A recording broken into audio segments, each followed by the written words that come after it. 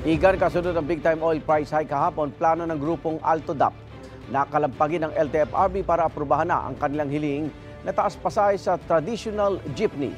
Sabi ni Altodap President Boy Vargas, may nakabinbin silang petisyon para maging 15 piso ang minimum na pamasahe.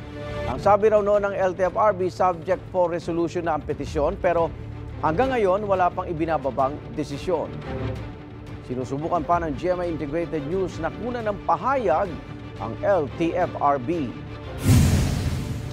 Mahigit 41,000 metric tons na lang ang buffer stock ng palay ng National Food Authority ayon mismo sa ahensya.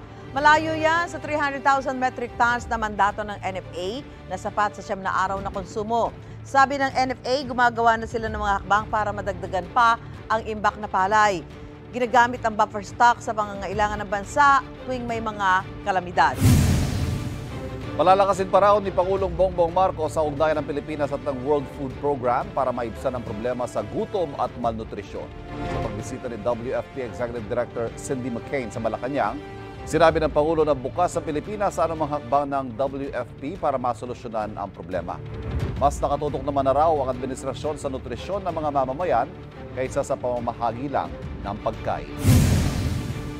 Igan, mauna ka sa mga balita. Mag-subscribe sa GMA Integrated News sa YouTube. Sa mga kapuso abroad, subaybayan nyo kami sa GMA Pinoy TV at sa www.gmanews.tv.